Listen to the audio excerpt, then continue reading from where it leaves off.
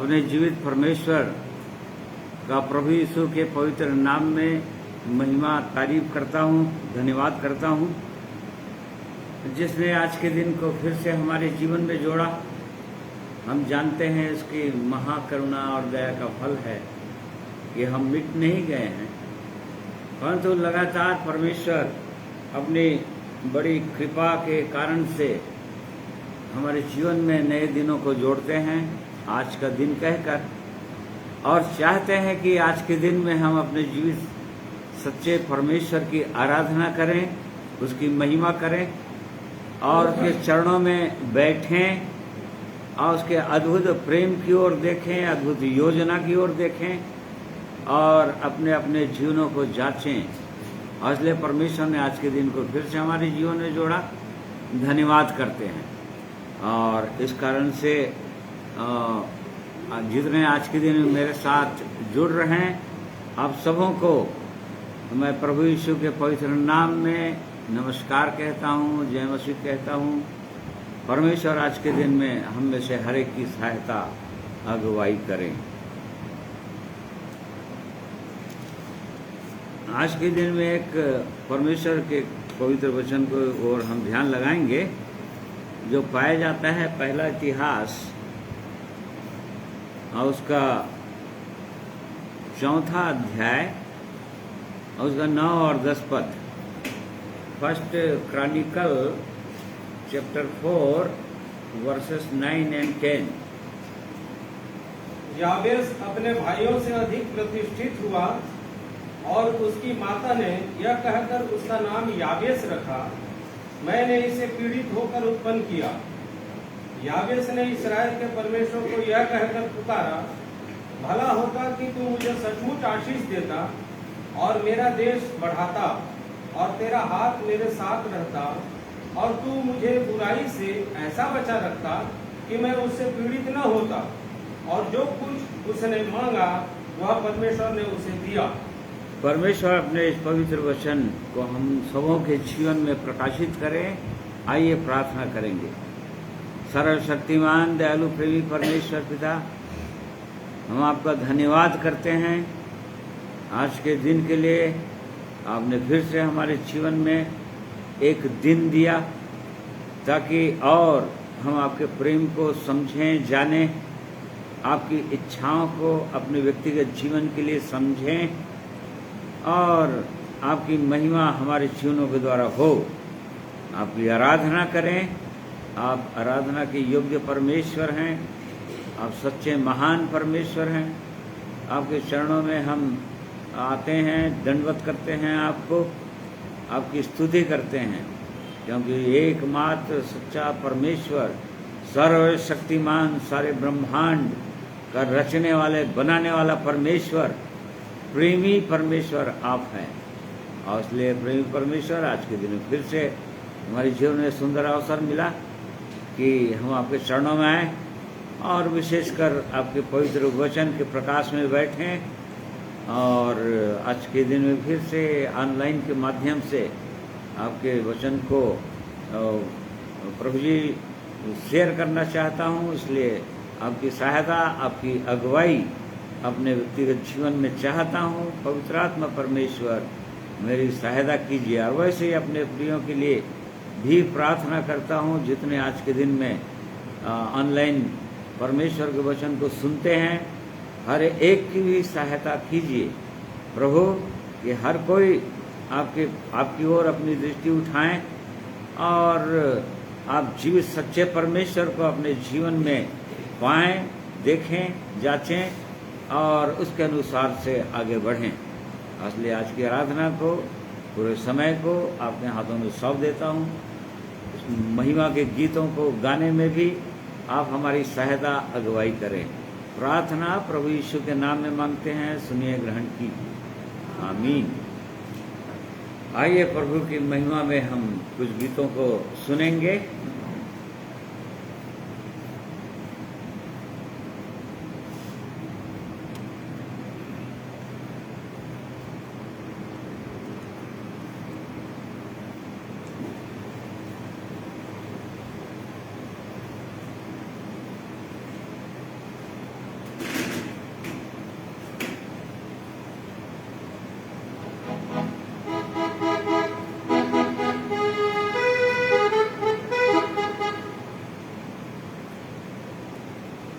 आप सबों को प्रभु यीशु मसीह के नाम से सलाम कहता हूँ। जय मसीह की।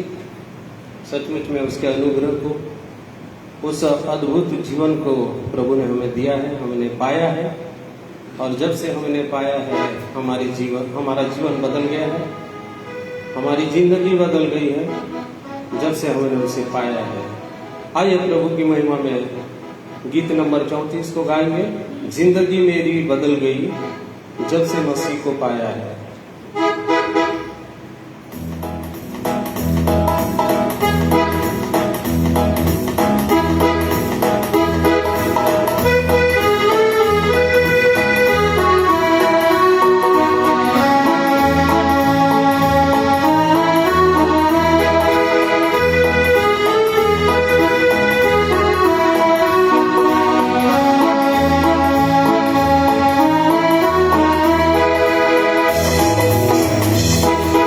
जिंदगी मेरी बदल गई जब से मसीह को पाया है। खिल गई है कलियां नई, यीशु बाहर लाया है। जिंदगी मेरी बदल गई जब से मसीह को पाया है।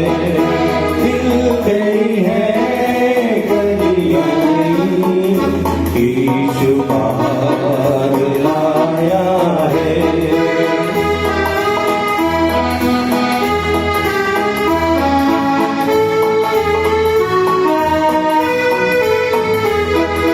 जीवन है ये पल ही दो पल का, किसने है जाना होगा क्या कल का।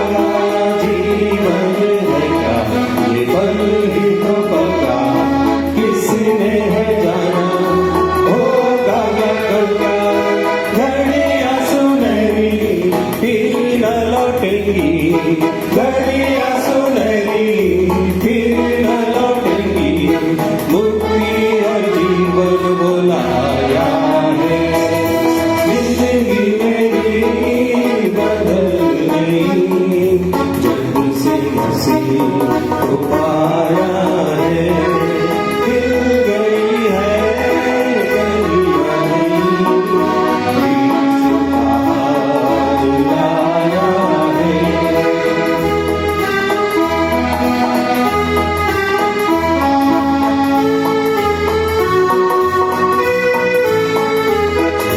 जीवन की रोटी और अमृत जल को कैसी भटूरी से देता वो हमको।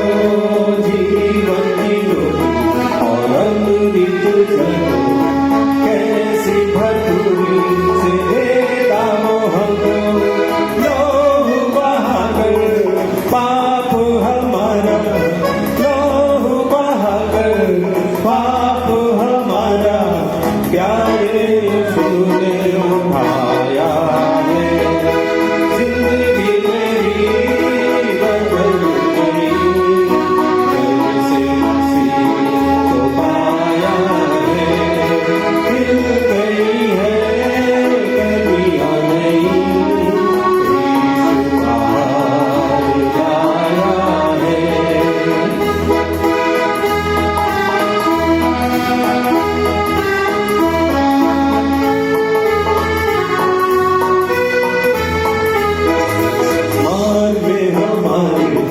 दर्शन रहेगा कदम लगाए, आज थामेगा मार्ग हमारे। दर्शन रहेगा कदम लगाए, आज थामेगा। भटके हुओं को राह दिखाने, भटके हुओं को राह दिखाने, इस धरती पर वो आया है। जिंदगी मेरी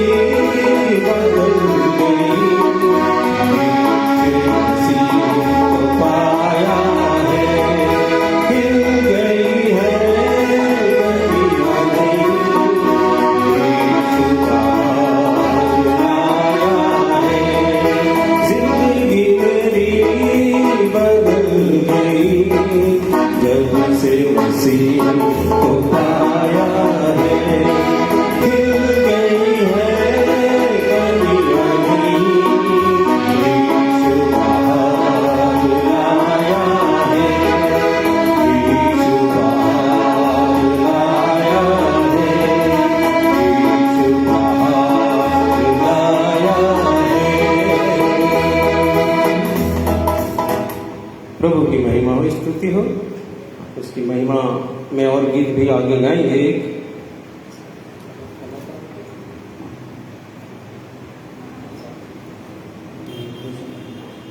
209 नंबर के गीत है इस गीत किताब में,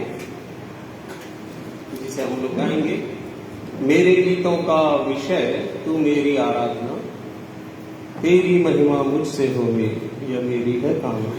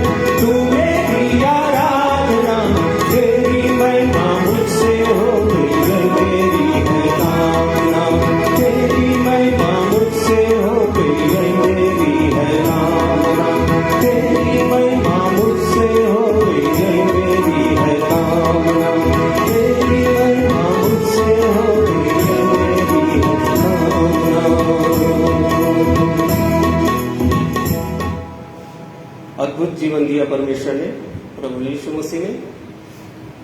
तुझको मैंने मेरे प्रभु जी जब से पाया है मेरा जीवन तो बदल ही गया, परंतु तेरे अनोखे प्रेम के आगे मैंने शीश क्या कर लिया है, झुका लिया है, क्योंकि उसका प्रेम इतना महान प्रेम है। उस प्रेम के बारे में हम चर्चा करेंगे और उसकी महिमा के गीत को गा करके हम चर्चा करेंगे। प्रभु ने कहा मैं तुमसे प्रेम रखता हूं और इसलिए तुम भी एक दूसरे से क्या करो, प्रेम रखो। आइए 116 नंबर भजन संहिता को भी गाएंगे। प्रेम रखता हूं मैं, प्रेम रखता हूं इसलिए कि यहोवा ने मेरे गिड़गिड़ाने को सुना है।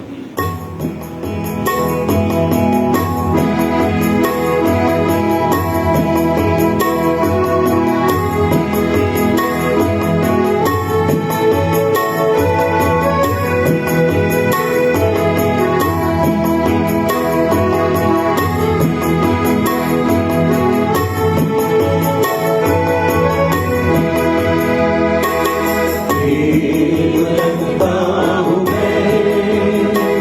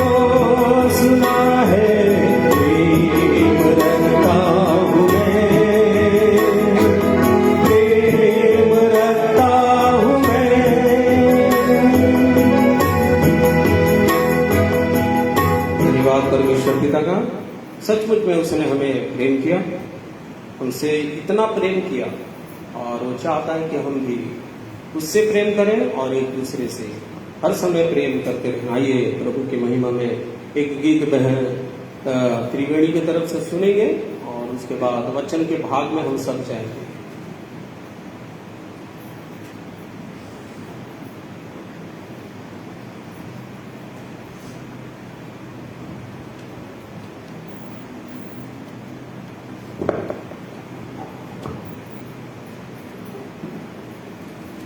सबको जय मसीह की। और जीवित प्रभु यीशु मसीह का मैं हृदय से धन्यवाद करती हूँ कि परमेश्वर ने मुझे संसार के बुरे में से उठाया और अपने प्रिय पुत्र प्रभु यीशु मसीह के राज्य में मुझे प्रवेश कराया। परमेश्वर का मैं हृदय से धन्यवाद करती हूँ कि परमेश्वर ने मुझे महिमा के लिए परमेश्वर ने चुना है। मैं प्रभु यीशु मसीह को मैं हृदय से धन्यवाद करती हूँ और इस गीत को गाने में परमेश्वर मेरी मदद करते।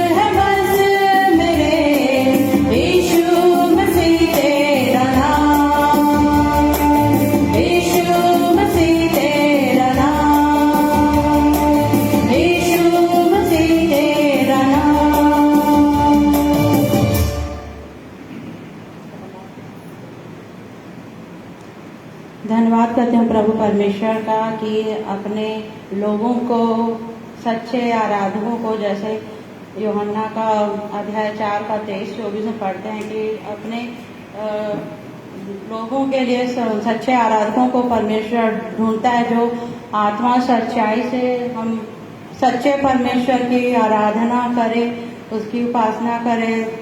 तो मैं जीवित प्रभु यीशु मसीह को मैं हृदय से धन्यवाद करती हूँ। सबको जय मसीह की।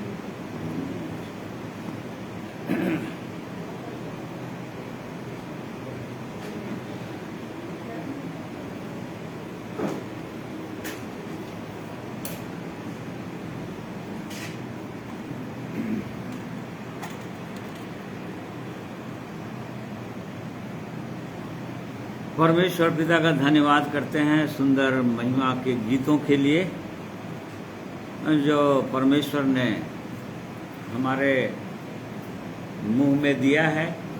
स्तुति के गीत, जैसा कि राजा दाऊद ने कहा कि उसने मुझको सत्यानाश के गड्ढे और दलदल की कीच में से उबारा और मेरे पांव को चट्टान पर खड़ा किया। उसने मेरे मुंह में एक नया गीत दिया जो परमेश्वर की स्तुति का है। इसलिए सचमुच में परमेश्वर ही ऐसे महिमा के गीतों को देते हैं अपने लोगों को, ताकि उस जीवित परमेश्वर की हम महिमा निरंतर करते रहें, अपने होठों के द्वारा भी, अपने हृदय चाल चलन सबके द्वारा उसकी महिमा होनी चाहिए। इसलिए उस जीवित परमेश्वर का धन्यवाद करते हैं। आज के दिन के लिए जो वचन हमने पढ़ा था, पहला इतिहास 4 अध्याय उसका 9 और 10 पद, फर्स्ट क्रॉनिकल 4, 9 and 10, इसका इंग्लिश में भी पढ़ना चाहूँगा। यह इस प्रकार से लिखा हुआ है। Now Jabez was more honorable than his brothers, and his mother called his name Jabez, saying, because I bore him in pain. And Jabez called on the God of Israel, saying, Oh, that you would bless me indeed, and enlarge my territory, that your hand would be with me, and that you would keep me from evil, that I may not cause pain. So God granted him what he requested. और परमेश्वर का हम धन्यवाद करते हैं, उसकी महिमा करते हैं। परमेश्वर अपने लोगों की प्रार्थनाओं को सुनते हैं, और विशेषकर जो लोग परमेश्वर की इच्छा और योजना के अनुसार मांगते हैं, परमेश्वर से प्रार्थना करते हैं, रिक्वेस्ट करते हैं, उनकी वो अवश्य सुनता है। यहाँ पर हम जाबेस के विषय में पढ़ते हैं कि परमेश्वर ने किस तरह से उसको आशीषित किया। जाबेस अपने भाइयों से अधिक प्रतिष्ठित हुआ, यहाँ पर लिखा हुआ है, और उसके भाई थे जिनसे सबसे अधिक वो प्रतिष्ठित ठहरा। परमेश्वर उसके द्वारा प्रसन्न हुआ, लोग उसके द्वारा प्रसन्न हुए, और लोग उसको जानने लगे। उसके और भाइयों का यहाँ पर वर्णन नहीं है, परंतु जाबेस का वर्णन है, और जिसका अर्थ होता है विपत्ति या इविल या बुराई। तो यहाँ पर 10वां पद को हम विशेष देखेंगे, क्योंकि वो बहुत प्रतिष्ठित हुआ, परमेश्वर उससे प्रसन्न हुआ, और इस कारण से जब परमेश्वर से उसने रिक्वेस्ट किया या प्रार्थना किया, तब परमेश्वर ने उसको जो उसने मांगा था उसको दे दिया। देखिए, जब एक व्यक्ति परमेश्वर को अपने जीवनों के द्वारा प्रसन्न कर देता है, या परमेश्वर हमारे जीवनों से जब प्रसन्न होते हैं, और तब कोई भी चीज हम मांगते हैं उसकी इच्छा के अनुसार, परमेश्वर की इच्छा के अनुसार, वो परमेश्वर अवश्य उनको पूरा करता है। तो उसने यहाँ पर क्या मांगा, क्या प्रार्थना किया था, उसको हम थोड़ी देर मनन करेंगे। 10वां पद एक बार फिर से पढ़ो भाई। याबेस ने इसराइल के परमेश्वर को हाँ, ठीक ठीक पढ़ रहा है। यह कहकर पुकारा, भला होता कि तू मुझे सचमुच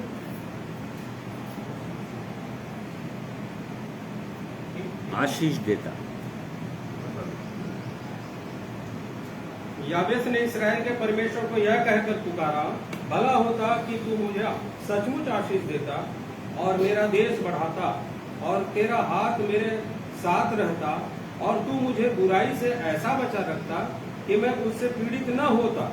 और जो कुछ उसने मांगा वह परमेश्वर ने उसे दिया। हाँ, यहाँ पर याबेश ने चार चीजें मांगा था परमेश्वर से,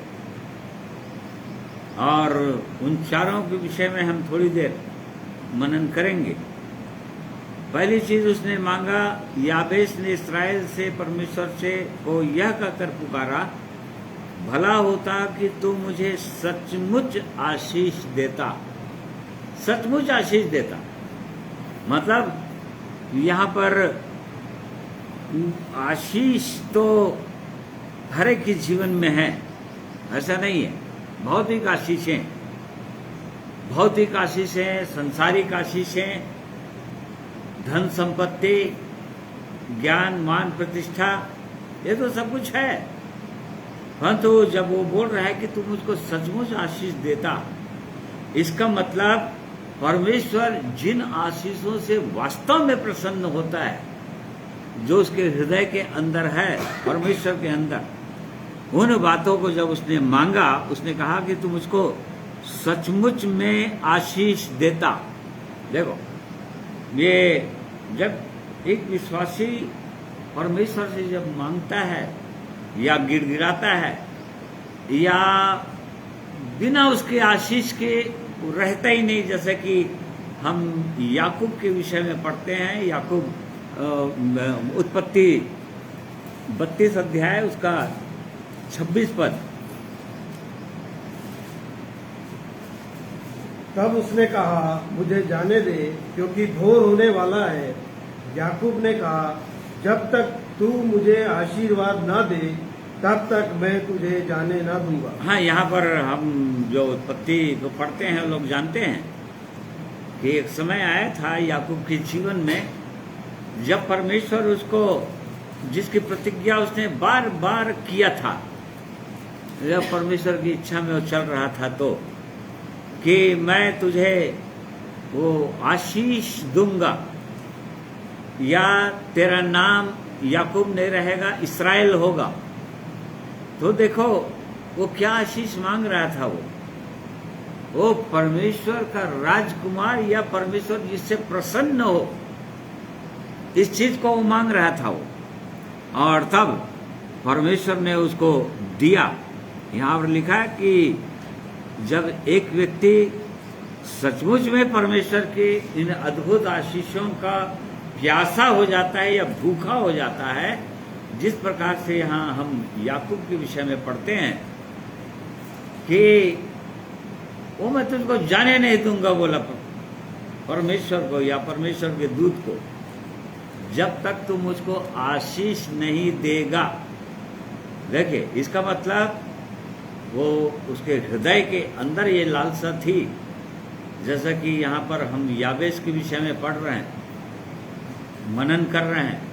ये याकूब हृदय से चाहता था उन आशीषों को, और इसी कारण से उसने कहा कि परमेश्वर को या परमेश्वर के दूत को, दोनों लिखा है, परमेश्वर के दूत भी लिखा है या परमेश्वर से बात किया, ऐसा भी लिखा है, परमेश्वर को साक्षात देखा। तो उसने गिड़गिड़ाया कि जब तक तुम मुझको आशीष नहीं देगा मैं तुझको जाने नहीं दूंगा। देख, मतलब उसके हृदय की लालसा या उसके हृदय की प्यास। अपन किसी चीज को जब मांगते हैं तो मांगते हैं, उसके बाद छोड़ देते हैं, यदि परमेश्वर की इच्छा में होगी तो देगा। परंतु यहाँ पर याकूब ऐसा नहीं किया, उसने पकड़ लिया परमेश्वर को, तुझको देना ही पड़ेगा आशीष, और तभी तुझको जाने दूंगा। और तब परमेश्वर ने उसको आशीष दिया, सचमुच तू मुझको आशीष देता। तो आशीष देना था तो परमेश्वर ने उसको पूछा कि तेरा नाम क्या है, और तब फिर उसने बताया कि मेरा नाम याकूब है। याकूब है अर्थात उसने स्वीकार किया था कि मैं अड़ंगा मारने वाला व्यक्ति हूँ, मैं झूठा व्यक्ति हूँ, मैं धूर्त व्यक्ति हूँ, मैं धोखा देता हूँ, धोखा देने वाला व्यक्ति हूँ, क्योंकि उसने सब कुछ अपने भाई को धोखा दिया था, अपने पिताजी को धोखा दिया था। उसने हृदय की सच्चाई से परमेश्वर के सन्मुख मान लिया था, और तब परमेश्वर ने उसे ये आशीष की घोषणा कर दिया था कि अब तू सचमुच में अब से इस्राएल होगा, तो आगे से इस्राएल हो जाएगा, तेरा नाम इस्राएल पड़ेगा, अर्थात परमेश्वर का राजकुमार। इस्राएल मतलब होता है परमेश्वर का राजकुमार, या जिनका हृदय शुद्ध हो, या जिनके हृदय के अंदर कोई कपट ना हो, ऐसे लोगों को परमेश्वर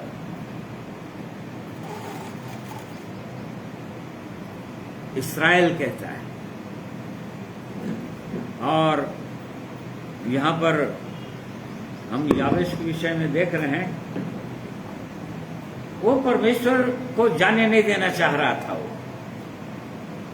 वो जब तक वो आशीष नहीं देगा, और इस उसकी लालसा को, हृदय की लालसा को वो परमेश्वर जानते थे, और इसी कारण से उसने आगे उसको आशीष दिया।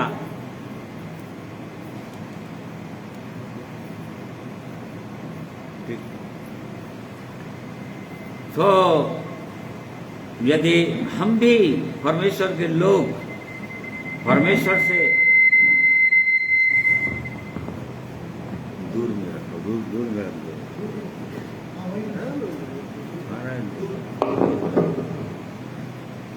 यदि परमेश्वर के लोग परमेश्वर से सचमुच में आशीष पाना चाहते हैं, तो इनके समान यदि गिड़गिड़ाए परमेश्वर से, तो निश्चित रूप से, चूंकि ऐसी आशीषें परमेश्वर की योजना के अंतर्गत है, परमेश्वर ऐसी आशीषों को देना ही चाहता है, और परंतु वो जानता है कि मनुष्य के हृदय के अंदर ऐसी लालसा है कि नहीं, और लालसा नहीं है तो अपने आप कभी भी नहीं देगा परमेश्वर। जिनके हृदय के अंदर ये लालसा होती है उनको देता है। फिर वैसे ही दाऊद के विषय में पढ़ते हैं, भजन संहिता 24 अध्याय और साम 24 3-5। यहोवा के पर्वत पर कौन चढ़ सकता है, और उसके पवित्र स्थान में कौन खड़ा हो सकता है? जिसके काम निर्दोष और हृदय शुद्ध है, और जिसने अपने मन को व्यर्थ बात की ओर नहीं लगाया, और न कपट से शपथ खाई है, वह यहोवा की ओर से आशीष पाएगा, और अपने उद्धार करने वाले परमेश्वर की ओर से धर्मी ठहरेगा। देख लो कैसे लोग आशीषित होते हैं। कौन आशीष पाएगा? ये परमेश्वर के लोग थे, परमेश्वर के भय मानने वाले लोग थे, परमेश्वर के मन के अनुसार चुने गए लोग थे, और इसी कारण से इन बातों को लोग जानते थे। और आज हमारे लिए उनकी ये बातें जब हम पढ़ते हैं, जो परमेश्वर की बातें हैं, हम भी ऐसे आशीषित हो सकते हैं। तो यहाँ पर हमने देखा कि कौन लोग आशीष, किनको आशीष देता है? वो जिनका हृदय शुद्ध होता है, जिनका हृदय शुद्ध, जिनके काम निर्दोष, हाँ, जिनके काम निर्दोष होते हैं और हृदय शुद्ध है। हाँ, जिनके काम मतलब जिनके हाथ निर्दोष होते हैं और जिनका हृदय शुद्ध होता है। जिसने अपने मन को व्यर्थ बात की ओर नहीं लगाया। और जो लोग अपने मन को व्यर्थ बातों की ओर नहीं लगाते, इस संसार की व्यर्थ बातें, उनकी ओर अपना मन लगाते ही नहीं, परमेश्वर की बातों पर मन लगाते हैं, परमेश्वर की ओर उनकी दृष्टि रहती है, ऐसे ही लोगों को वो सचमुच में आशीष देगा।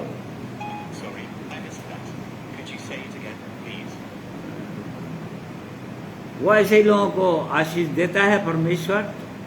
और यदि हम चाहते हैं कि हम उसके द्वारा सही में आशीषित हों, तो हमारे हृदय को जांचना पड़ेगा, अपने अपने हृदयों को जांचना पड़ेगा, अपने हृदय की भूख और प्यास को देखना पड़ेगा कि मेरे अंदर ऐसी भूख है कि नहीं। नहीं प्रभु, ये मैं पाना ही चाहता हूं, पाना ही चाहती हूं, क्योंकि ये आपकी इच्छा में है, ये मेरी इच्छा नहीं है कि मैं इस्राएल बनूं, या मेरा हृदय शुद्ध हो, या मेरा हृदय कपट रहित हो, या मेरा मन व्यर्थ बातों की ओर न लगे। ये परमेश्वर, ये तो आपकी इच्छा है, परंतु मेरा मन इधर उधर लगता है प्रभु, मेरे हृदय के अंदर कहीं न कहीं कपट है, परंतु आपकी इच्छा के अनुसार मैं ऐसा जीवन चाहती हूं। तो निश्चित रूप से परमेश्वर ऐसे लोगों को आशीष देता है, ऐसे लोगों की प्रार्थनाओं को सुनता है, लालसाओं को देखता है और आशीषित करता है। ये उसकी इच्छा और योजना है। और तब 37 का 32 में पढ़िए भजन।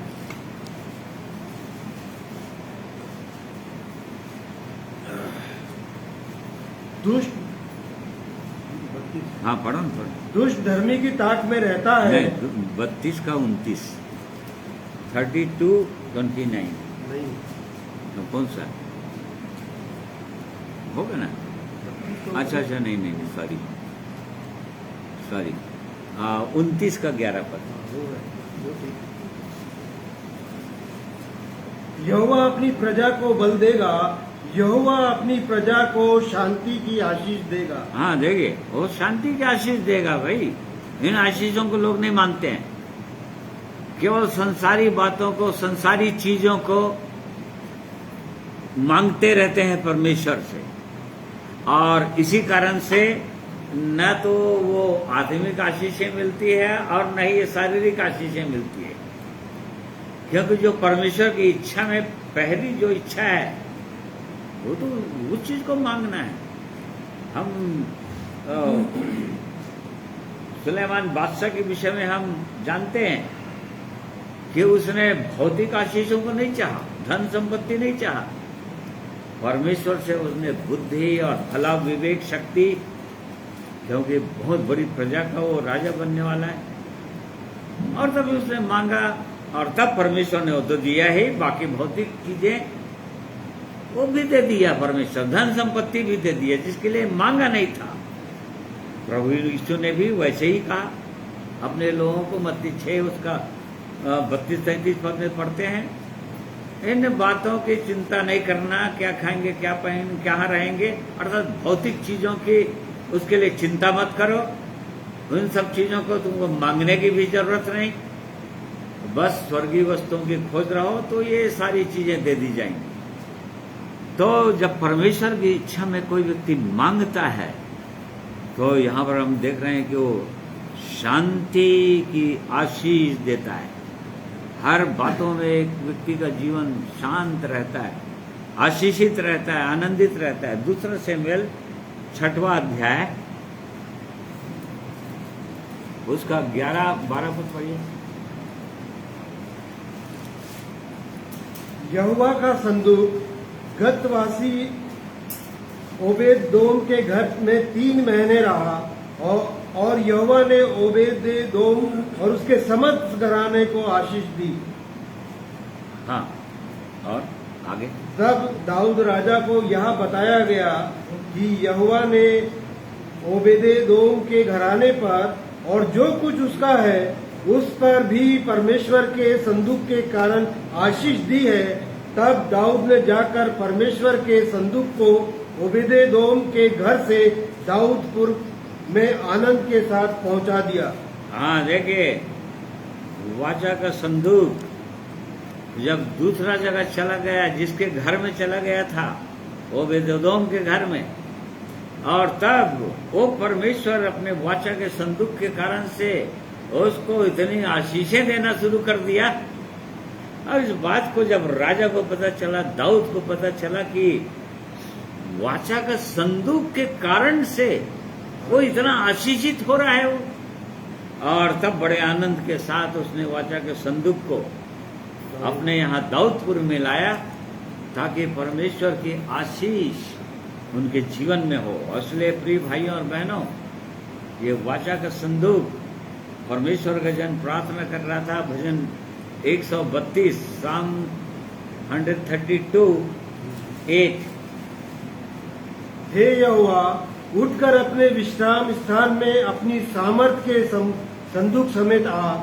तेरे याजक धर्म के वस्त्र पहने रहे और तेरे भक्त लोग जय जयकार करें।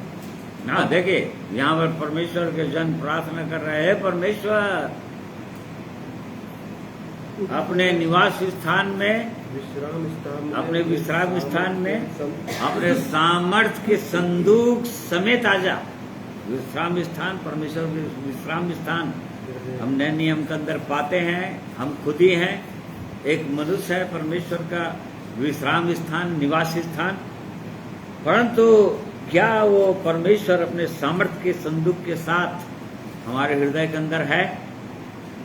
और यदि है तब तो आशीषित होते रहेंगे, तब तो उन अद्भुत आशीषों को अपने जीवन में देखेंगे, पाएंगे, और नहीं तो नहीं।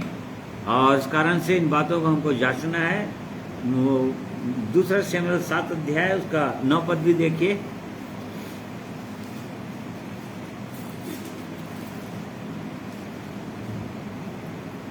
और जहाँ कहीं तू आया गया वहाँ मैं तेरे संग रहा। 29 2 शमूएल 7 अध्याय का 29 पद।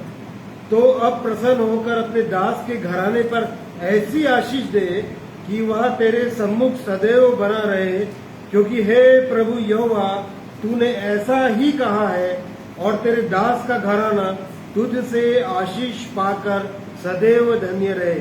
महादेव, आशीष क्या मांग रहे हो? प्रार्थना क्या कर रहा है राजा दाऊद परमेश्वर से? ये सब आत्मिक आशीषें हैं, ये स्वर्गीय आशीषें हैं। ये क्या मांग रहा है? परमेश्वर ऐसा उपकार कर, ऐसी आशीष दे दे कि मैं तेरे सन्मुख सदा बना रहूं।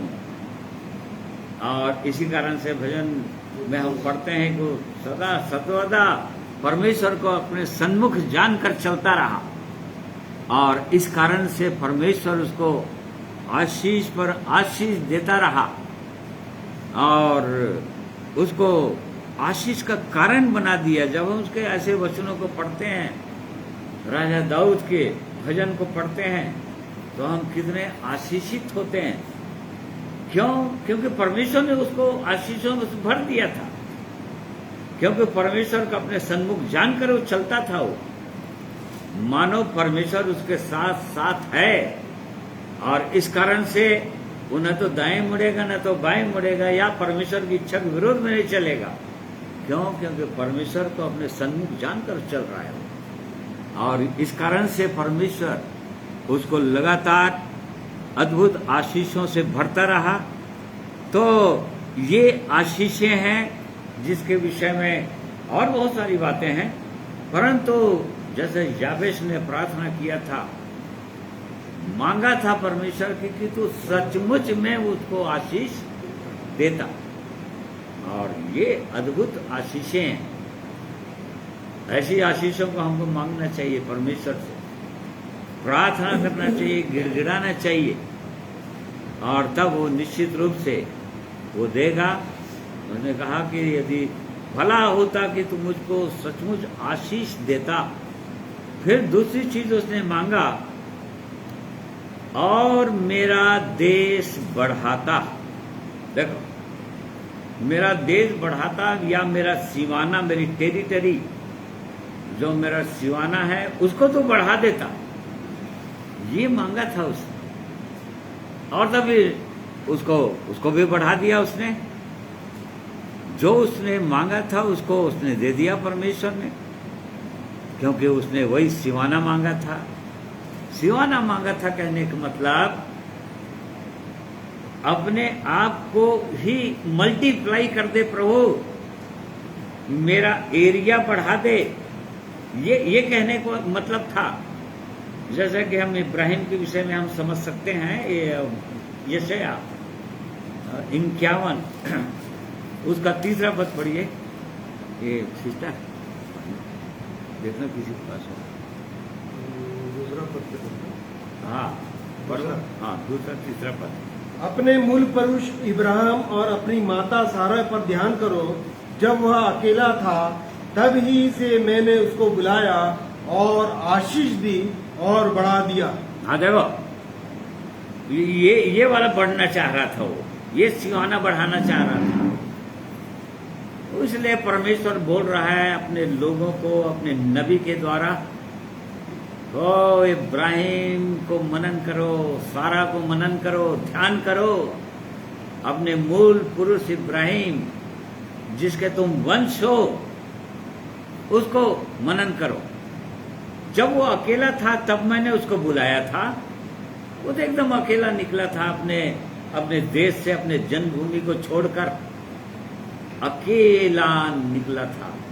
उसके लिए कोई कहाँ जाऊं, किधर जाऊं, उसके लिए कुछ था ही नहीं। परंतु यहाँ पर हम परमेश्वर की आशीष को उसके जीवन में देखते हैं। यहाँ परमेश्वर बोल रहा है जब इब्राहिम अकेला था तब मैंने उसको बुलाया, उसको आशीष दी और बढ़ा दिया। तो क्या चीज में बढ़ा दिया? परमेश्वर ने कहा था कि तेरे वंश को मैं कैसे बढ़ाऊंगा? आकाश के तारे और समुद्र की बालू की नाई बढ़ा दूंगा। और प्रिय भाइयों और बहनों, आज पूरे संसार में, पूरे विश्व में इब्राहिम के संतान पाए जाते हैं। इब्राहिम के संतान केवल यहूदी लोग नहीं है, इसराइली लोग नहीं है। इसराइल देश तो है, वो तो इब्राहिम का देश ही है वो। परंतु जितने लोग प्रभु यीशु मसीह के द्वारा मसीह में होकर उस सुंदर जीवन को पाते हैं, वो उनको भी वो परमेश्वर इब्राहिम का संतान बोलता है। तभी तो उसने कहा कि तेरे वंश को आकाश के तारों की नाई और समुद्र की बालू की नहीं बढ़ाऊंगा। इस्राएल के लोग जो गिनती में तो थोड़े लोग हैं, बहुत, वो तो गिनती के लोग हैं। परंतु परमेश्वर की प्रतिज्ञा है कि कोई गिन नहीं सकेगा तुझको। तो यहां पर याबेश परमेश्वर का जन है, ये ऐसी प्रार्थना कर रहा है, प्रभु मैं अकेला हूं, अभी मुझको संतान दे। कहने का मतलब ये था, मैं बांझ हूं प्रभु, मुझको संतान दे। रिबका ने प्रार्थना किया था, सारा ने, रिबका, ये सब लोग वैसी प्रार्थना करते रहे। और तब परमेश्वर ने उनको बढ़ाया, आशीषित किया। तो यहाँ पर इस तरह से बढ़ना है एक व्यक्ति को, हमको ही बढ़ना है, हमको मल्टीप्लाई होना है। हर एक को यदि मल्टीप्लाई हो जाए, बढ़ जाए, 1 से 2, 2 से 4 और 4 से 8, 8 से, इस प्रकार से बढ़ते हैं इस आत्मिक जीवन में, तो ये प्रार्थना हमारे लिए भी सार्थक हो जाएगा यदि हम ऐसी मांगेंगे। तो भला होता कि तुम मेरा देश बढ़ाता। परमेश्वर के लोगों ने ऐसी मांगा, ऐसी चाहा, और परमेश्वर ने उनको ऐसी अद्भुत आशीषें दी। उत्पत्ति 26 अध्याय उसका 22 पद पढ़ो, 21-22 पद पढ़ो, 21 पद से पढ़ना। हाँ पढ़ो। फिर उन्होंने दूसरा कुआं खोदा और उन्होंने उसके लिए भी झगड़ा किया, इसलिए उसने उसका नाम सीतना रखा। तब उसने वहां से निकलकर एक और कुआं खुदवाया और उसके लिए उन्होंने झगड़ा ना किया, इसलिए उसने उसका नाम यह कहकर रहोबोत रखा। अब तो यहोवा ने हमारे लिए बहुत स्थान दिया है और हम इस देश में फूले फलेंगे।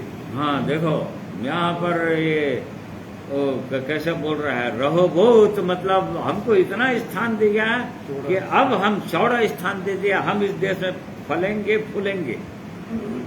परमेश्वर ने जिस प्रकार से आदम को आशीष दिया था और बोला था कि तुम फूलो फलो इस पृथ्वी में भर जाओ, और उसकी अभी भी यही योजना है परमेश्वर की कि उसके संतान, उसके लोग, उसके स्वरूप में, उसकी योजना के अनुसार लोग बढ़ें आत्मिक जीवन में और कई गुना बढ़ें।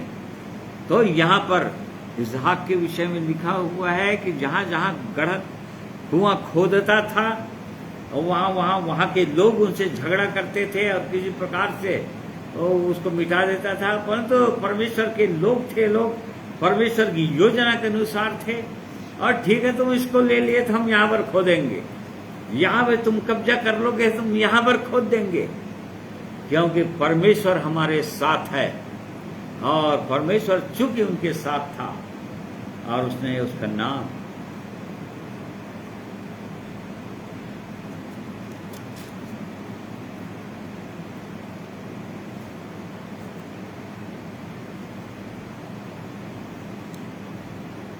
तो परमेश्वर की यही इच्छा और योजना है कि उसके लोग बढ़ें, लेकिन ऐसी प्रार्थना करेंगे, ऐसी हृदय के अंदर लालसा रखेंगे तब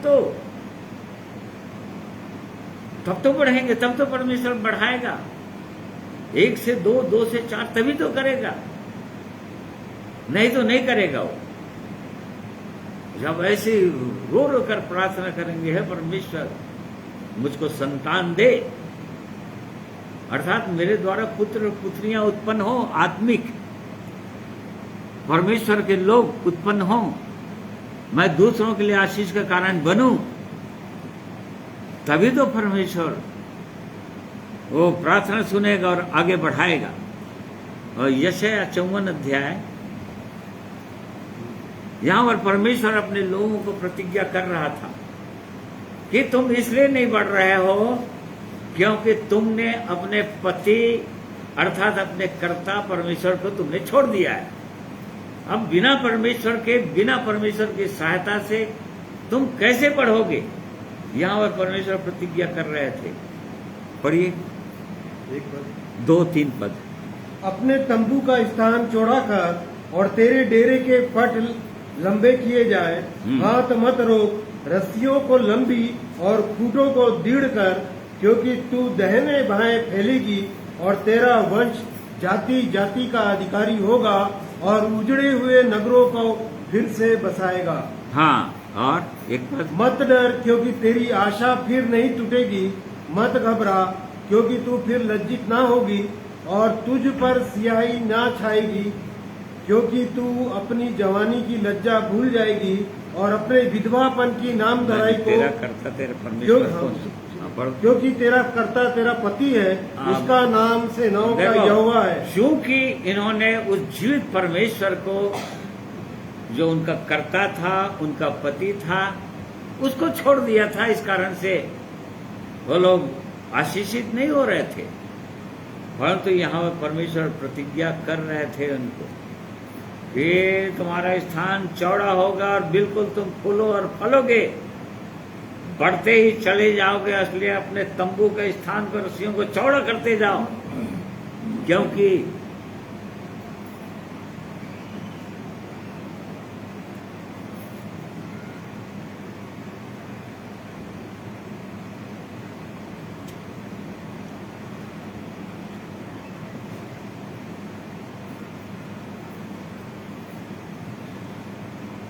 क्योंकि परमेश्वर बढ़ाना चाहता है। और इसीलिए नए नियम के कॉन्सेप्ट के अनुसार, कलीसिया का दर्शन के अनुसार कोई बिल्डिंग का दर्शन नहीं है। क्यों? क्योंकि तो चौड़ा होता ही जाएगा, फैलता ही चला जाएगा, इसमें थोड़े दिन में बढ़ते जाएंगे परमेश्वर के लोग, अब ये तो छोटा होता चला जाएगा, फिर दूसरा बिल्डिंग बनाना पड़ेगा, फिर तीसरा बिल्डिंग बनाना पड़ेगा।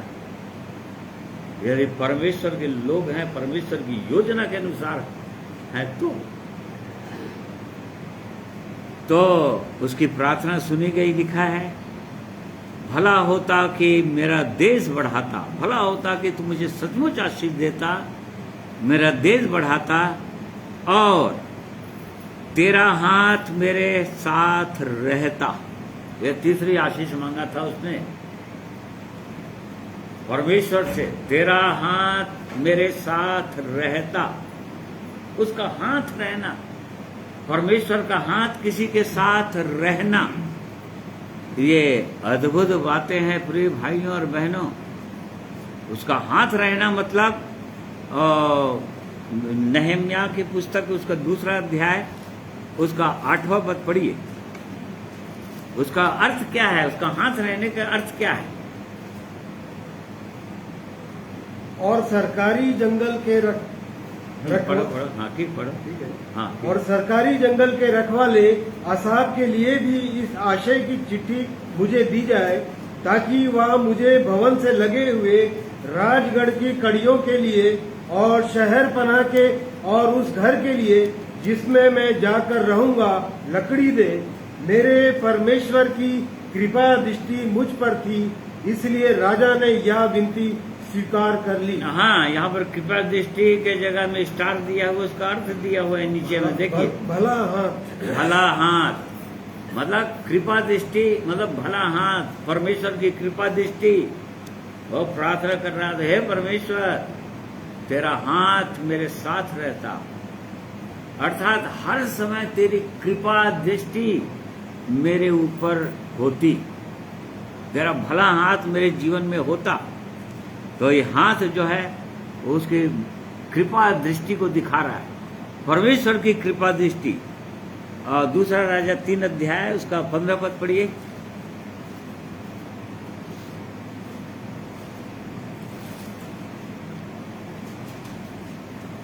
पर अब किसी बजाने वालों को मेरे पास ले आओ। जब बजाने वाला बजाने लगा, तब यहोवा की शक्ति एलीशा पर हुई।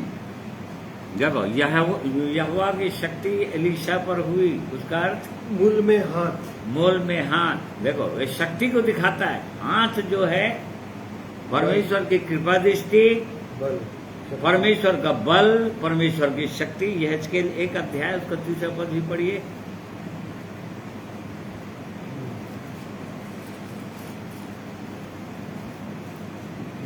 हाँ पढ़िए। यहोवा का वचन बूजी के पुत्र यहेजकेल याजक के पास पहुंचा।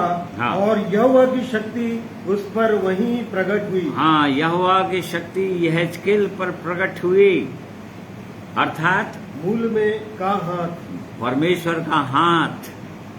तो यहाँ पर यावेश जो प्रार्थना कर रहा था, इसको अब हम समझ सकते हैं कि क्यों ऐसा बोल रहा था कि हे यहोवा तेरा हाथ मेरे साथ रहता, अर्थात तेरी कृपा दृष्टि, अर्थात तेरी शक्ति, तेरा बल मेरे साथ रहता, और तभी मैं आगे फैलता चला जाता, आगे बढ़ता चला जाता।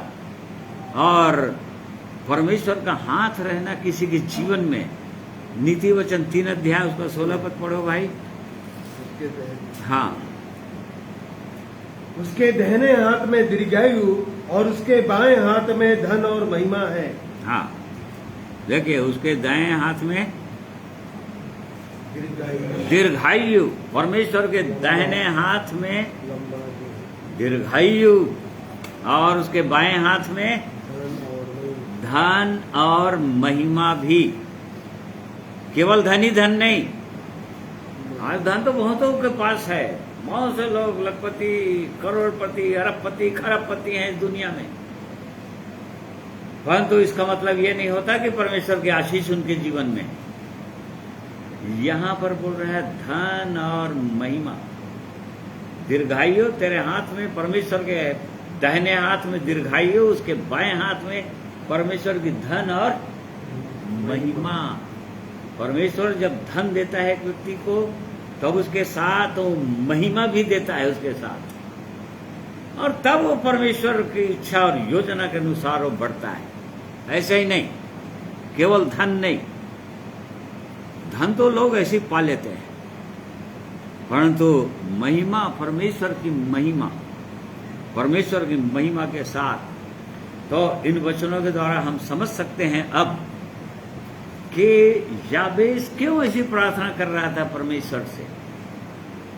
हे यहोवा परमेश्वर, भला होता कि तेरा हाथ मेरे साथ रहता, अर्थात तेरी कृपा दृष्टि मुझ पर होती, तेरी शक्ति, तेरा बल मेरे साथ रहता, क्योंकि मेरे पास वो बल नहीं है प्रभु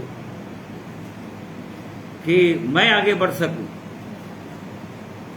तेरे साथ रहते हुए मैं बढ़ सकता हूं, तेरी योजना के अनुसार मैं बढ़ सकता हूं। और तब तू तेरी इच्छा के अनुसार मेरी आयु चलेगी। फिर तो जब चाहेगा, जितना दिन चाहेगा, तब मैं जीवित रहूंगा। मेरी आयु को तू बढ़ाएगा, तू दीर्घायु से तृप्त करेगा। और वैसे ही धन और महिमा भी मेरे पास होगा। ये प्रार्थना कर रहा था, ये मांग रहा था परमेश्वर से। और उसका हाथ यदि हो जाएगा तो निर्गमन 15 अध्याय और उसका 6वां पद पढ़िए।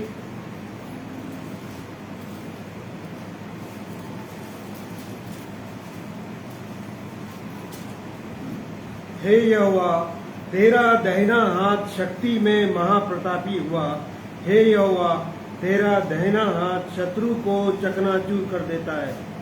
हाँ देखो, परमेश्वर का दाहिना हाथ यदि आ गया तो शक्ति में महाप्रतापी है। ये लोग गीत गा रहे थे। परमेश्वर के लोग, इस्राएली लोग जब लाल समुद्र वो लोग पार कर लिए, परमेश्वर मूसा की अगुवाई में जब इनको बंधुआई से, मिस्र देश की बंधुआई से, फिरौन राजा की बंधुआई से, उसके सताव से, उसकी कराहना से जब छुड़ा लिया, और तब परमेश्वर की महिमा कर रहे थे। उसकी महाप्रतापी परमेश्वर, तेरा हाथ में कितना सामर्थ्य है परमेश्वर, तेरी भुजा में कितनी सामर्थ्य है, उसकी महिमा कर रहे थे परमेश्वर। और जिनके जीवन में परमेश्वर का हाथ आ जाता है, वो लोग भी ऐसी महिमा कर सकते हैं परमेश्वर की। और परमेश्वर उनकी सहायता, उनकी अगुवाई ऐसा कर सकता है। और पुराने नियम के अंदर हम इस बात को पाते हैं कि परमेश्वर के लोग जिन पर हाथ रख देते थे, और उनको परमेश्वर उसी प्रकार से उनको आशीष देता था। जैसा कि हम याकूब के विषय में पढ़ते हैं, उत्पत्ति 48, उत्पत्ति 48 हाँ। फिर उसने यूसुफ को आशीर्वाद 14 पद से। तब इसराइल ने अपना दाहिना हाथ बढ़ाकर एफ्रेम के सिर पर जो छोटा था, और अपना बायां हाथ बढ़ाकर मनश्शे के सिर पर रख दिया। उसने जानबूझकर ऐसा किया, नहीं तो जेठा मनश्शे ही था। फिर उसने यूसुफ को आशीर्वाद देकर कहा, परमेश्वर जिसके सम्मुख मेरे बाप दादे अब्राहम और इसहाक चले, वही परमेश्वर मेरे जन्म से लेकर आज के दिन तक मेरा चरवाहा बना है। हाँ देखो, वो याकूब ने जब उसकी सांस टूटने वाली थी, और तब मिस्र देश में यूसुफ के दोनों बेटों पर अपना हाथ रखा, अर्थात अपनी आशीषों को रखा। अपना दाहिना हाथ उसने एफ्रेम पर रखा, क्योंकि इस प्रकार से वो रखा था। यूसुफ तो नहीं जानता था कि वो इस ढंग से रखा था कि मेरा बड़ा बेटा जो है ये मनश्शे है, और उस कारण से मेरे पिता का दाहिना हाथ मेरे बड़े बेटे पर होना चाहिए, और उसका बायां हाथ जो है छोटे बेटे पर होना चाहिए। परंतु परमेश्वर के जन याकूब ने अपना दाहिना हाथ एफ्रेम पर रखा, और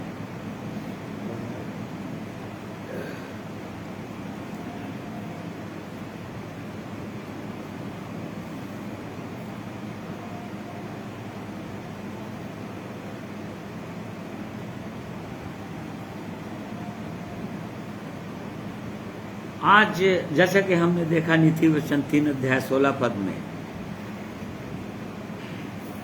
उसके दाहिने हाथ में दीर्घायु और उसके में धन और महिमा होती। हाँ देखो, धन और महिमा। आज विश्व के अंदर लोग बोलते हैं परमेश्वर के वचन के अनुसार कि अमेरिका जो है वो मनश्शे के संतान है, वो मनश्शे को आशीष दिया था। और वैसे ही इंग्लैंड या ब्रिटेन वो एफ्रेम के संतान ठहरे वो लोग, मतलब उसका देश है वो। परमेश्वर इस प्रकार से आशीषित किया, उसको धन और महिमा से भर दिया क्योंकि दाहिने हाथ की आशीष उसको दिया था मनुष्य प्रेम को, और बाएं हाथ की आशीष मनुष्य को दिया था। इस प्रकार से हम देख रहे हैं कि उसके हाथ को हमको क्यों मांगना चाहिए, क्यों हम परमेश्वर का हाथ हमारे जीवन में होना ही चाहिए, हमको ऐसी प्रार्थना करना चाहिए जिस प्रकार से उन्होंने प्रार्थना किया। तो यहां पर हम देख रहे हैं कि याबेस ने ऐसी प्रार्थना किया था, भला होता कि तू मुझको सचमुच में आशीष देता, मेरा देश बढ़ाता और मेरा हाथ तेरे साथ रहता, तेरा हाथ मेरे साथ रहता।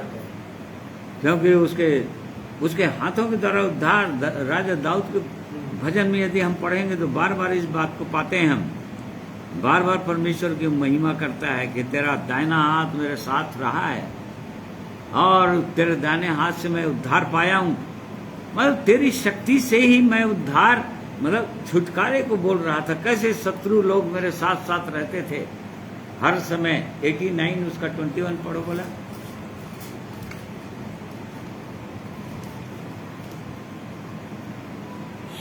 शत्रु उसको तंग करने ना पाएगा और न कुटिल जन उसको दुख देने पाएगा। मैं उसके शत्रुओं को उसके सामने से नष्ट करूंगा और उसके बैरियों पर विपत्ति डालूंगा, परंतु तेरी सच्चाई और करुणा उस पर बनी रहेगी और मेरे नाम के द्वारा उसका सिंह ऊंचा हो जाएगा। हाँ, 38 उसका 7 पद पढ़ो बोला।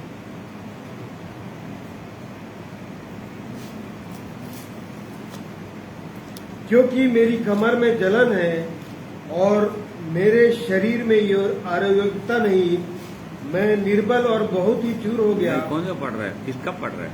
38 का 7 138:7।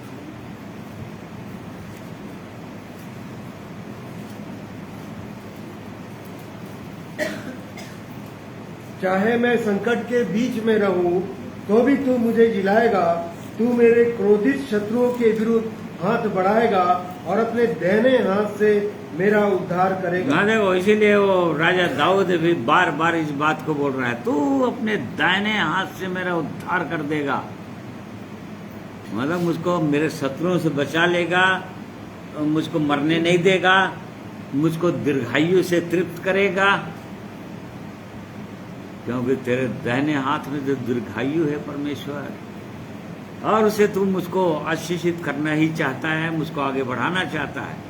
तो उसने ऐसी प्रार्थना किया था। और चौथी प्रार्थना उसने ये किया था, चौथी आशीष मांगा था, और तू मुझे बुराई से ऐसा बचा रखता कि मैं उससे पीड़ित ना होता।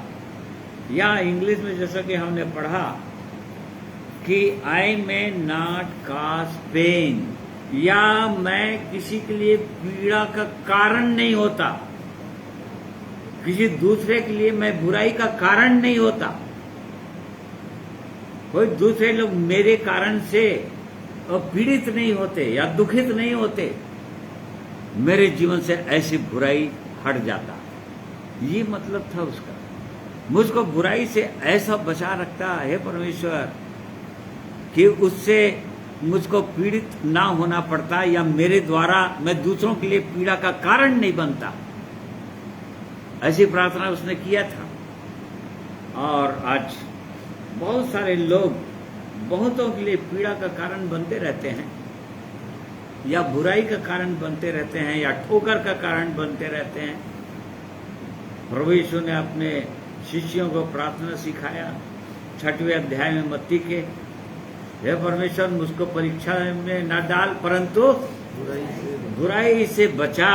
कौन सी बुराई से बचाने को बोल रहा था? कैसी बुराई? बुराई कहाँ से आती है, किधर से आती है और कैसे होती है? और भजन संहिता 34 अध्याय उसका देखिए 12 पद से पढ़ी होगा, या कौन सा पद से देखो। हे लड़कों, आओ मेरी सुनो, मैं तुमको यहोवा का भय मानना सिखाऊंगा। वह कौन मनुष्य है जो जीवन की इच्छा रखता और दीर्घायु चाहता है, ताकि भलाई देखे, अपने जीव को बुराई से रोक रखे और अपने मुंह की चौकसी कर कि उससे छल की बात ना निकले। ना, यहाँ पर वो परमेश्वर का भय मानना मतलब बुराई से बचे रहना, और इसका सबसे बड़ा एजेंट जो है बुराई उत्पन्न करने वाला, यहाँ पर बोल रहा है जीव की चौकसी करना।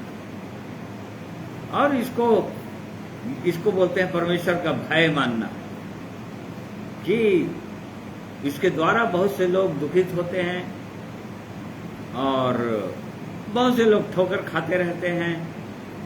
तो यहाँ पर परमेश्वर ये चाहता है कि हम बुराई से बचें, और ये उसकी प्रार्थना थी इस परमेश्वर के जन की या जाबेश की।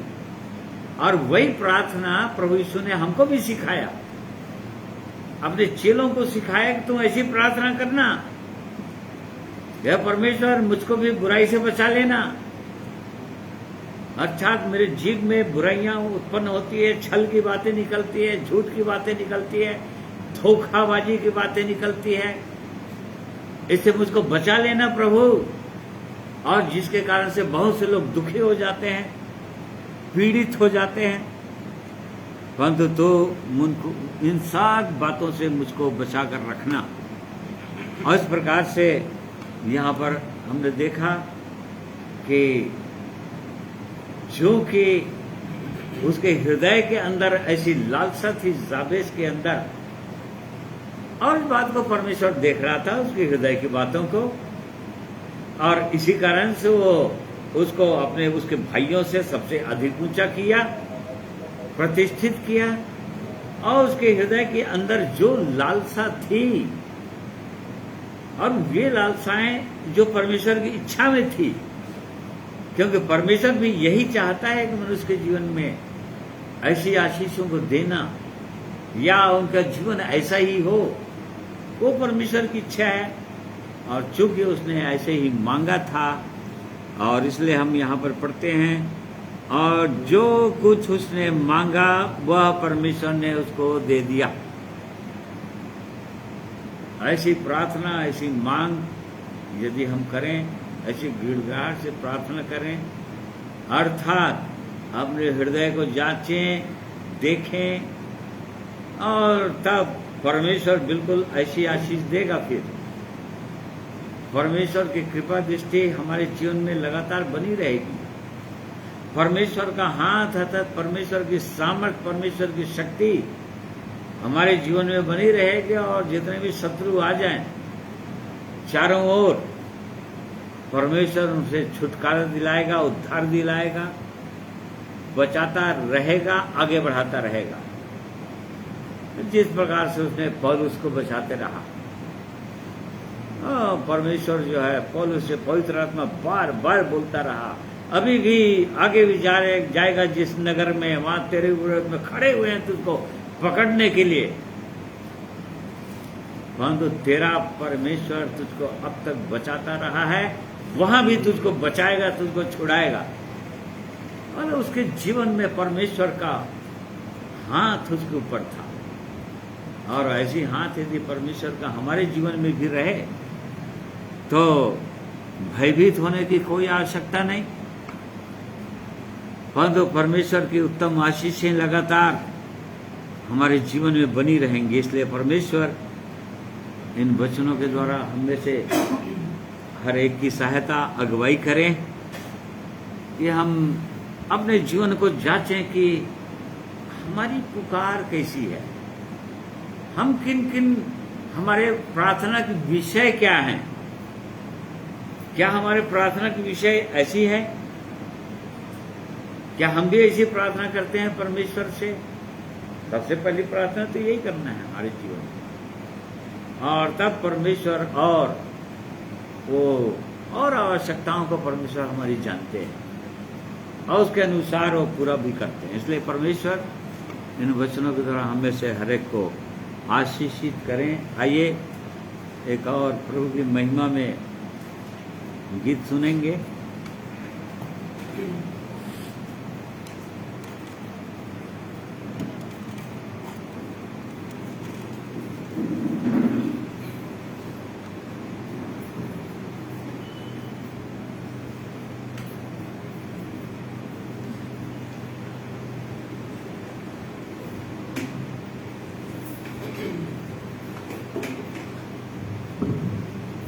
परमेश्वर पिता का धन्यवाद देता हूँ मैं सुंदर वचनों के लिए और आज के दिन के लिए। सचमुच में परमेश्वर पिता प्रेमी परमेश्वर हैं और उनका प्रेम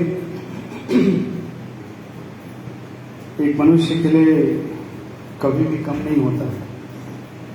हमारे प्रेम में कमी होती है, लेकिन परमेश्वर सदैव प्रेम करने वाले परमेश्वर हैं। इसलिए मैं उस महान परमेश्वर का, जिसने मुझसे भी प्रेम किया, मैं परमेश्वर पिता का धन्यवाद देता हूँ। और एक गीत के द्वारा मैं परमेश्वर पिता की स्तुति करना चाहता हूँ। तो पहले कुछ पदों को मैं पढ़ना चाहता हूँ। मत्ती रचित सुसमाचार उसके 16 अध्याय में प्रभु यीशु मसीह अपने चेलों से बात करते हैं। इसमें 24 पद में यहाँ पे प्रभु यीशु मसीह ने अपने चेलों से कहा, यदि कोई मेरे पीछे आना चाहे तो अपने आप का इनकार करे और अपना क्रूस उठाए और मेरे पीछे हो ले। इस वचन को मैंने थोड़ा सा पढ़ते समय मनन किया कि यहाँ पे प्रभु यीशु मसीह ने अपने चेलों को कहा। चेले जिनको स्वयं प्रभु यीशु मसीह ने चुना था, उनको वो बोल रहा है, जो प्रभु यीशु मसीह के पास आ चुके थे, उनको बोल रहा है कि अब यदि तुम मेरे पीछे चलना चाहो तो अपने आप का इनकार करे, अपना क्रूस उठाए और मेरे पीछे हो। यदि हम भी प्रभु यीशु के पास आ गए हैं तो अब हमें परमेश्वर प्रभु यीशु के पीछे चलने की आवश्यकता है। और पीछे जब तक हम अपना क्रूस ना उठाएं या अपने आप का, अपने स्वतः का पूरा इनकार ना कर दें, तब तक हम उसके पीछे नहीं चल सकते। इसीलिए मत्ती रचित सुसमाचार इसीलिए 10 अध्याय के 37 पद में लिखा है, 38 पद में, और जो अपना क्रूस लेकर मेरे पीछे ना चले वो मेरे योग्य नहीं है। परमेश्वर ने हमें अपने पीछे चलने के लिए बुलाया है और यदि हम सचमुच में चलना चाहते हैं तो हमें अपना क्रूस उठा के चलना हो। चाहिए इस गीत को सुनेंगे। गीत के बोल हैं, क्रूस उठाना सिखा प्रभु, क्रूस उठाना सिखा।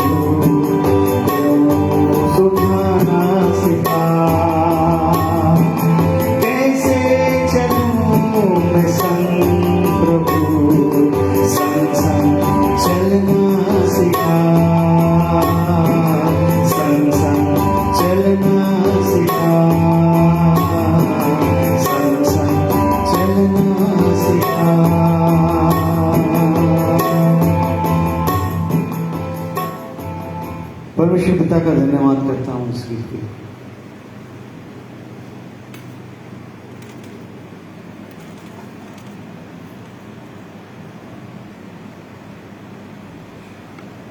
आइए प्रार्थना करेंगे। प्रेमी, अनुग्रहकारी, दयालु, सर्वशक्तिमान, विलंब से क्रोध को करने हारा परमेश्वर, अति करुणामय परमेश्वर, हम आपका धन्यवाद करते हैं, आपकी महिमा करते हैं, धन्यवाद करते हैं प्रेमी परमेश्वर। आज के दिन में भी आपने अपने पवित्र वचन के द्वारा हमें सिखाया, हमें चिताया और जांचने के लिए हमें अवसर दिया। आपकी इच्छा को जानने में आपने हमारी सहायता की। आप चाहते हैं प्रभु कि आपके लोग बढ़ें, हर दृष्टिकोण से बढ़ें, आत्मिक प्रभु यीशु के स्वभाव में बढ़ें, संख्या में बढ़ें और प्रभु जी और दूसरों को आशीषित करें। ये आपकी इच्छा है और हर एक आत्मिक वरदानों में बढ़ें। आप चाहते हैं महान परमेश्वर। धन्यवाद करते हैं आपके पवित्र वचन के द्वारा आपने हमें भी आशीषित किया आज के दिन में और जांचने में हमारी सहायता अगुवाई की। इसलिए प्रभु जितने प्रिय भाई बहन आज के दिन सुने हैं, हर एक की सहायता कीजिए कि इसी तरह से हम अपने हृदय की लालसा को जांच सकें, देख सकें क्या हमारे अंदर ऐसी भूख और प्यास है आप जीवित परमेश्वर के लिए, ऐसी उत्तम स्वर्गीय आशीषों को प्राप्त करने के लिए। हम अपने आप को जांचें, देखें, आपके चरणों में दीन हो, टूटें और आपसे गिड़गिड़ाएं। हम सबों की सहायता अगुवाई कीजिए। आज के दिन में बोलने में आपने सहायता किया, सुनने समझने में सहायता किया और वैसे ही आपकी महिमा को, गीतों को गाने में भी आपने सहायता किया। प्रभु इन सब बातों के द्वारा आज के दिन में आपने हमें सबको आशीषित किया है। आपका धन्यवाद करते हैं और इसलिए और भी आगे के जीवन को आपके हाथों में सौंप देते हैं। हमें से हर एक की सहायता कीजिए। ये प्रार्थना प्रभु यीशु के नाम में मांगते हैं, सुनिए, ग्रहण कीजिए। आमीन। परमेश्वर पिता का धन्यवाद करते हैं कि उसने आज के दिन में अपने पवित्र वचनों के द्वारा हमें आशीषित किया, आनंदित किया और निश्चित रूप से हमने जांचा है अपने जीवन को और वैसे ही वो चाहते हैं कि हम ऐसे निर्णय के साथ आगे बढ़ें, वैसी समर्पित जीवन जिएं। ये प्रभु की हमारी इच्छा है।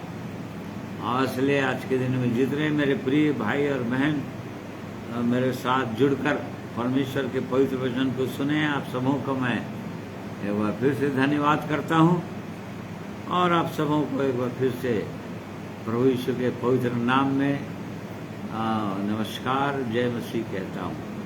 परमेश्वर आप सबों को आशीषित